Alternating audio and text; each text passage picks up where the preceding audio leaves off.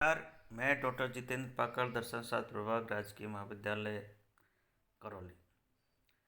प्रिय छात्रों, आज हम गांधी दर्शन के सत्याग्रह का जो कॉन्सेप्ट है, उस सत्याग्रह के कॉन्सेप्ट पर हम डिस्कस करेंगे। इसके पूर्व वीडियोज़ में हमने गांधी जी के विभिन्न सिद्धांतों पर परिचर्चा की थी।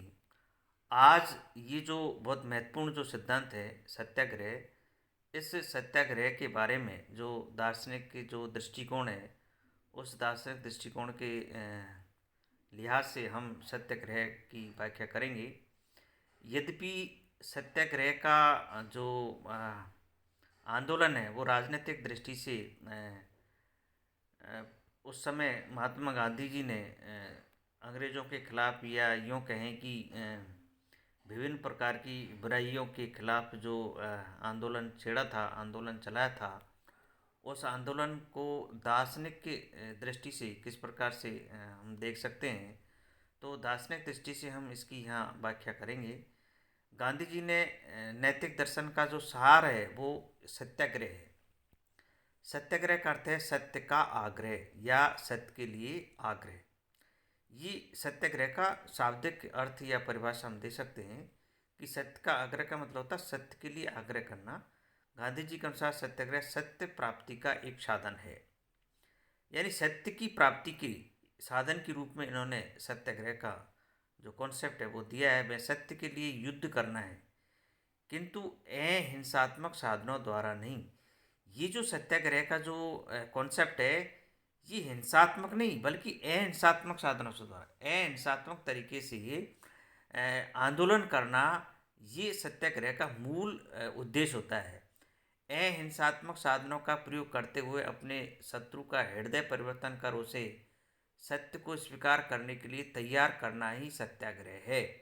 यानी जितनी भी जो अहिंसात्मक साधन है, उन साधनों का प्रयोग करके जो विरोधी है, शत्रु है, उस शत्रु का हृदय परिवर्तन करके उसे सत्य को स्वीकार करने के लिए तैयार करना है, आग्रह करना है।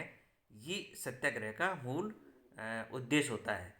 ये ईश्वरीय मार्ग है, क्योंकि सत्य ही ईश्वर है। गांधी जी के अनुसार ये अहिंसा की हिंसा पर, जो अहिंसा है उसकी हिंसा पर, प्रेम की द्वेष पर तथा सत्य की असत्य पर विजय का मार्ग है।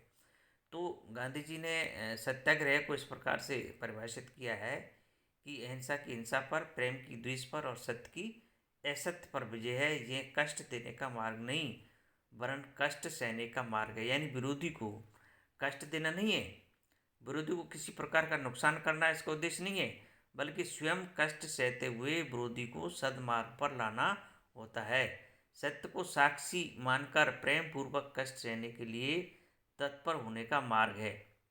इसी कारण यह निष्क्रिय प्रतिरोध नहीं है। निष्क्रिय प्रतिरोध में हिंसा होने की संभावना रहती है।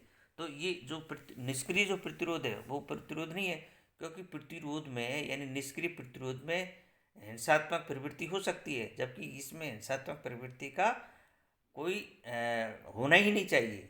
जबकि सत्याग्रह अहिंसात्मक होता है, पूर्णतः हिंसात्मक होता है। निष्क्रिय प्रतिरोध विरोधी का दमन है, जबकि सत्याग्रह विरोधी का दमन नहीं है, बल्कि विरोधी में जो बुराई है उन बुराइयों के दमन की यह बात करते हैं। तो गांधी जी के अनुसार सत्याग्रह के अनेक रूप होते हैं, किंतु वे मुख्य रूप से इन 5 रूपों को ही हम महत्व देते हैं। तो ये सत्याग्रह के इस दार्शनिक कॉन्सेप्ट के हिसाब से गांधी जी कहते हैं कि इसमें विरोधी का, जो विरोधी होता है, जो शत्रु होता है, उसका विरोध करना नहीं है, शत्रु को किसी प्रकार का नुकसान नहीं करना है, बल्कि उस पर जो बुराइयां आरोपित हो चुकी है उन बुराइयों को नष्ट करना है। उस व्यक्ति को सत्य मार्ग दिखाना है, सद्मार्ग पर लाना इसका प्रमुख उद्देश्य होता है। अब इसके प्रमुख जो साधन है 5 प्रकार के हो सकते हैं। असहयोग, नागरिक अवज्ञा, हिजरत, हड़ताल और उपवास।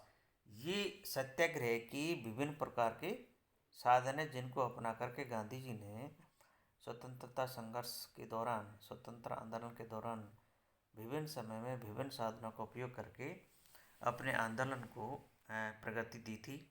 तो गांधी जी के अनुसार सत्याग्रह के लिए मनुष्य में ईमानदारी, निष्ठा, सहिष्णुता, धैर्य, आत्मसंयम, आत्मानुशासन, अहिंसा, प्रेम, सरलता, निष्कपटता, निर्भयता, अटूट संकल्प, शक्ति और ईश्वर में अटूट आस्था होनी चाहिए। ये सत्याग्रह के प्रमुख जो मूल्य है, उन मूल्यों की हम जो नैतिक जो कॉन्सेप्ट है, जो नैतिक मूल्य है, वो मूल्य इस आंदोलन में या इस प्रकार के कॉन्सेप्ट में निहित होने चाहिए। तभी सत्याग्रह जो है सफल हो सकता है, तभी उसको सत्याग्रह आंदोलन के रूप में हम परिणत कर सकते हैं। तो इस प्रकार से ये यहाँ सत्याग्रह के जो कॉन्सेप्ट है उसको समझाने का प्रयास किया जाता है। अहिंसा, गांधी जी के अनुसार अहिंसा साधन शुभ है जो शायद शुभ सत्य की प्राप्ति का आधार है। गांधी जी के अनुसार मन, वचन तथा कर्म से हिंसा का त्याग करना ही अहिंसा है। अहिंसा के बारे में गांधी जी कहते हैं, अहिंसा का मतलब ये नहीं है कि किसी को शारीरिक नुकसान नहीं पहुंचाना ही अहिंसा है, बल्कि मन से, वचन से तथा कर्मों से किसी की भी के प्रति हिंसात्मक प्रवृत्ति नहीं होनी चाहिए। यानी मन में ये भाव आना कि दूसरे का अहित होना चाहिए, वो भी हिंसा के अंतर्गत आता है। तो अपने मन, वचन और कर्म से किसी भी प्रकार की हिंसा का जो त्याग है उसी को हम अहिंसा कहते हैं। किंतु गांधी जी मानते थे कि किन्हीं विशेष परिस्थितियों में यदि हिंसा भी करनी पड़े तो वह अनुचित नहीं है, बशर्ते वह हिंसा दया और करुणा के भाव से प्रेरित होनी चाहिए। यानी गांधी जी ने ये कहा कि हिंसा भी करनी पड़े तो एक विशेष परिस्थिति में उसको अनुचित नहीं माना जा सकता है, लेकिन उसका उद्देश्य शुभ होना चाहिए। हिंसा दया और करुणा के भाव से, और उद्देश्य अगर शुद्ध होता है तो वहाँ पर कुछ हिंसा भी की जा सकती है, लेकिन उद्देश्य में किसी प्रकार की कोई कुटिलता या कुटिल भाव नहीं होना चाहिए। गांधी जी के अनुसार मानव के दो पक्ष है, एक भौतिक पक्ष, दूसरा आत्म पक्ष। मानव द्वारा जो हिंसा की जाती है वह उसके भौतिक पक्ष के कारण होती है। मानव का आत्म पक्ष जो है स्वभाव से आस्तिक होता है, और चूंकि मानव का आत्म पक्ष ही उनका मूल स्वरूप है, अहिंसात्मक होता है। अब गांधी जी ये मानते हैं कि गांधी जी के अनुसार मानव का जो स्वभाव है वो शुभ और अहिंसात्मक होता है। व्यक्ति जो है अंदर से, यानी जन्मजात जो है, इसमें किसी प्रकार की कोई बुराई नहीं होती है। मानव कोई शुभ मानता है, अहिंसात्मक मानता है। मानव में जो बुराई आती है वो बाह्य रूप से आरोपित होती है, जो कि मानव का आत्मपक्ष ही उसका मूल स्वरूप है। इसलिए मानव स्वभाव से अहिंसक ही होता है, हिंसक नहीं होता है। हिंसात्मक जो प्रवृत्ति होती है वो बाह्य वातावरण से प्रेरित होकर के व्यक्ति इस प्रकार की कृत्य करने के लिए प्रेरित होता है। तो ये इस प्रकार से ये अहिंसा को समझाने का प्रयास करते हैं। स्वदेशी, तो स्वदेशी का सामान्य अर्थ है अपने देश में बनी हुई वस्तुओं का उपयोग तथा विदेशी वस्तुओं का बहिष्कार। किंतु गांधी जी की स्वदेशी अवधारणा अधिक व्यापक है। गांधी जी ने इस भावना का प्रयोग न केवल अर्थ के क्षेत्र में किया है, वरन धर्म, राजनीति, भाषा आदि क्षेत्रों में भी किया है। गांधी जी के अनुसार यदि विदेशी वस्तुओं के उपभोग से कोई हानि न हो तथा देश की वस्तुओं तथा उद्योगों को हानि न है, तो हमें विदेशी वस्तुओं का बहिष्कार नहीं करना चाहिए। तो ये एक तरह से मध्यम मार्ग को अपनाने का प्रयास करते हैं, और वे कहते हैं कि यदि देश को हानि होती है तो विदेशी वस्तुओं का बहिष्कार होना चाहिए, लेकिन अगर देशी वस्तुओं को किसी प्रकार की कोई हानि नहीं होती है, देश को कोई नुकसान नहीं होता है, तो विदेशी वस्तुओं को स्वीकार करने में कोई बुराई नहीं है। तो गांधी जी के अनुसार स्वदेशी की भावना केवल वस्तुओं के उपभोग में ही नहीं होनी चाहिए, वरन धर्म, राजनीति, भाषा आदि क्षेत्रों में भी होनी चाहिए।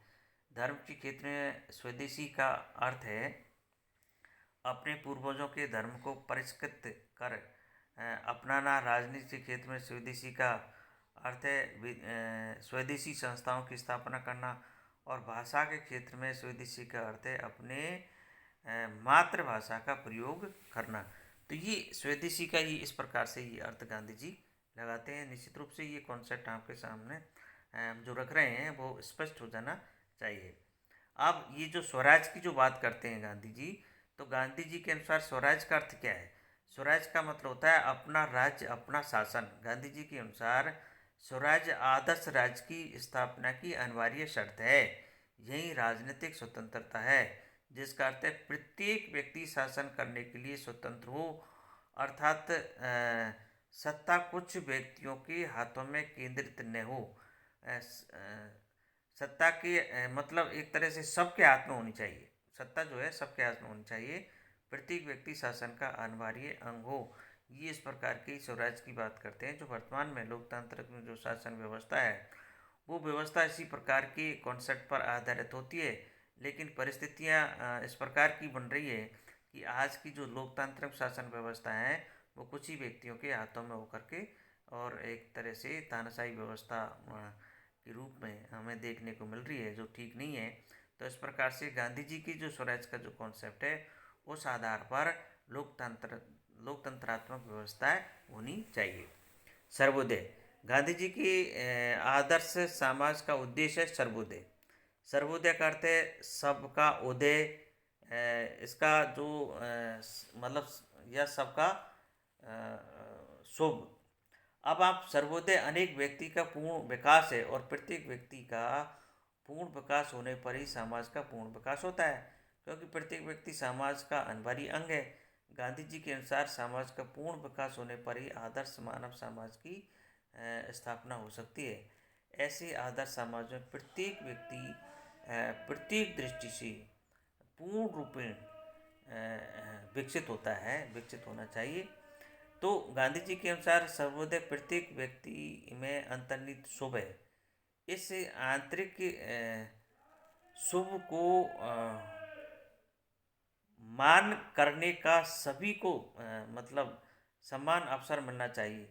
तो सभी व्यक्ति को इस जो जो आंतरिक जो शुभ है, इस शुभ को मानने के लिए सभी व्यक्ति को एक तरह से समान रूप से अवसर मिलना चाहिए। तो इस प्रकार से गांधी जी ने ये जो सर्वोदय की जो कॉन्सेप्ट है, इस सर्वोदय के कॉन्सेप्ट को इन्होंने इस प्रकार से समझाने का प्रयोग किया है।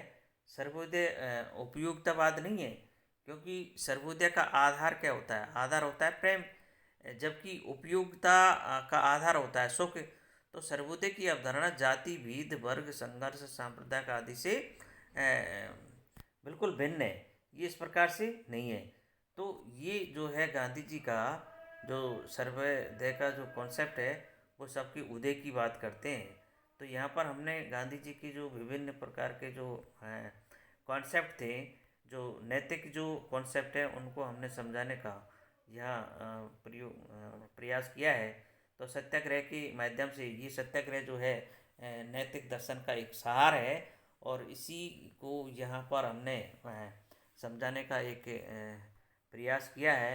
निश्चित रूप से आपको गांधी जी की जो दार्शनिक जो अवधारणा है, दार्शनिक जो कॉन्सेप्ट है, वो समझ में आए होंगे।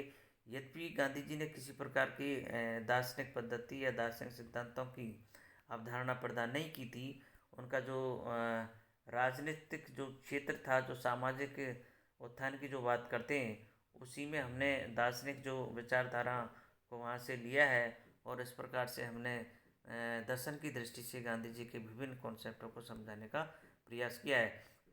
इसी के साथ में गांधी जी का जो टॉपिक है, जो सिलेबस के अनुसार है, वो समाप्त होता है। धन्यवाद।